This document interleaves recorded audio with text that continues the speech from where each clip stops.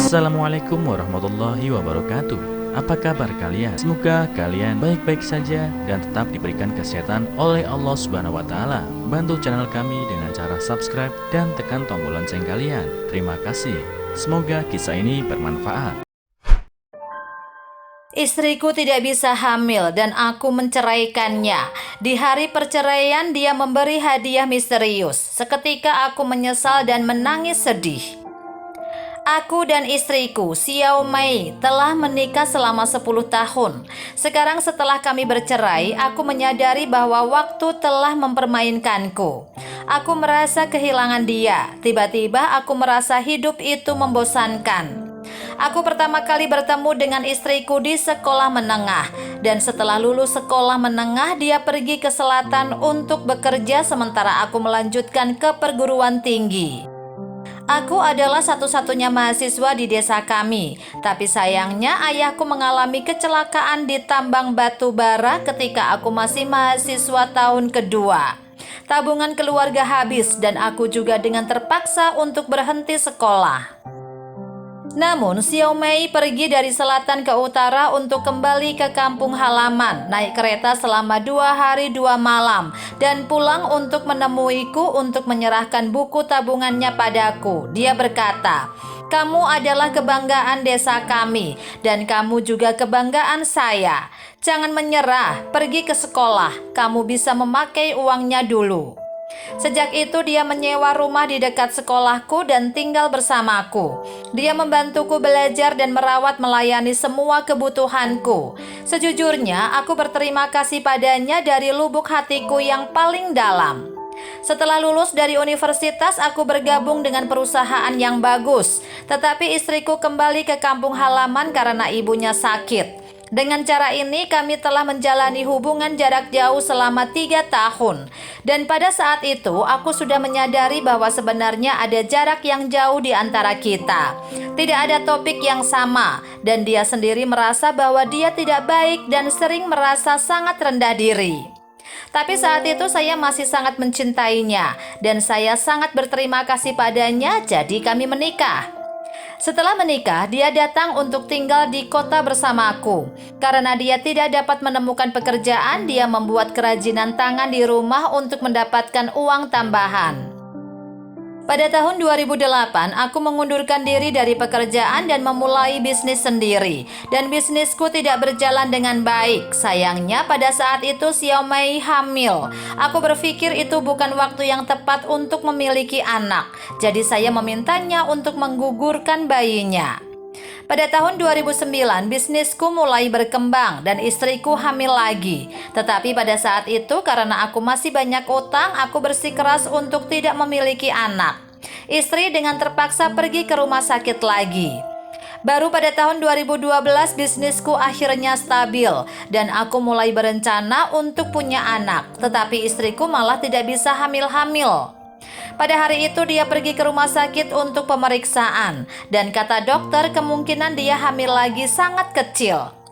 Karena alasan ini suasana hatiku jadi tidak nyaman dan kami sering bertengkar. Ditambah lagi desakan orang tuaku yang sudah lanjut usia dan ingin cepat memiliki cucu. Mungkin karena tekanan ini saya mengajukan gugatan cerai. Awalnya dia tidak setuju dan pulang ke desa dan membuat keributan dengan orang tuaku. Karena kecewa dengan istriku, aku menjalin hubungan dengan seorang karyawan wanita di perusahaanku. Saat itu hubungan antara aku dan istriku sudah tidak harmonis lagi dan kami bertengkar setiap hari. Agar bisa cepat menceraikan istriku, aku mengiriminya foto perselingkuhanku dan dia akhirnya mengajukan cerai padaku. Pada hari kami bercerai, dia mengajak aku untuk makan bersama, tetapi aku tidak setuju. Setelah perceraian, dia memberikan amplop besar kepadaku. Saya tidak pernah menunjukkan ini kepada Anda, dan Anda tidak pernah peduli dengan saya selama bertahun-tahun. Anggap saja itu sebagai hadiah terakhir yang saya berikan kepada Anda. Setelah itu dia memelukku dan bertanya apakah aku benar-benar tidak ingin menjaganya. Aku hanya diam dan tidak menanggapinya, jadi dia pergi. Ketika aku membuka amplop itu, ternyata catatan medis. Aku terkejut. Ternyata dia telah mengandung bayiku 4 kali. 2 yang pertama pada tahun 2008 dan 2009, dan 2 yang terakhir pada tahun 2010. Tapi dia tidak pernah mengatakan padaku, dan bahkan tidak memintaku untuk pergi ke rumah sakit bersamanya. Ternyata dia tidak bisa hamil dan pelakunya adalah aku. Aku menelponnya hari itu juga dan bertanya mengapa dia tidak memberitahuku. Dia mengatakan bahwa aku sangat fokus pada bisnisku sehingga saya sama sekali tidak peduli padanya. Dia juga tahu bahwa bayinya akan hadir pada waktu yang tidak tepat. Jadi dia membuat keputusan sendiri untuk menggugurkan bayi kita. Pada saat panggilan telepon, hati saya bergetar. Dia pergi ke rumah sakit untuk mengeluarkan anak kami, dan dia masih bekerja di rumah tanpa lelah. Dia tidak pernah mengeluh kepadaku, dan dia bahkan tidak pernah merawat tubuhnya dengan baik. Aku ingin kembali dengannya, tetapi pacarku yang sekarang hamil, dan orang tuaku mendesak aku untuk menikah. Tetapi yang aku pikirkan adalah mantan istriku. Apa yang harus aku lakukan? Hanya setelah perceraian aku tahu bahwa dia sangat baik dan aku benar-benar sangat merindukannya. Mantan istriku hingga sekarang belum juga menikah lagi, tetapi aku tidak tahu apakah dia bisa memaafkanku dan bagaimana cara mendapatkan pengampunannya. Begitu seorang wanita yang lembut dan berbudi luhur memutuskan untuk bercerai, dia biasanya sudah putus asa dan akan melepaskan pernikahan hanya ketika dia sudah kecewa. Jika istri Anda tidak benar-benar mencintai Anda, dia tidak akan berkompromi lagi dan lagi, mendukung studi dan pekerjaan Anda tanpa keluhan, dan dia bersedia menjadi wanita tak dikenal di belakang Anda.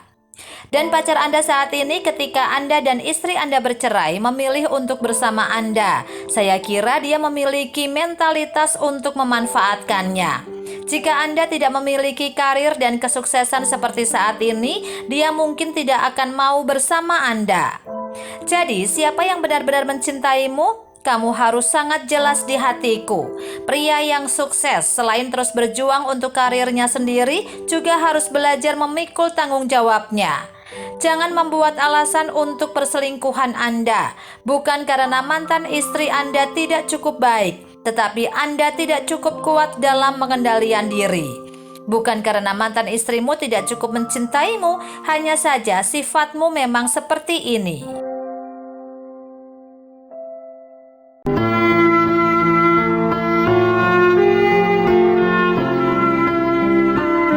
Assalamualaikum warahmatullahi wabarakatuh. Apa kabar kalian? Semoga kalian baik-baik saja dan tetap diberikan kesehatan oleh Allah Subhanahu wa taala.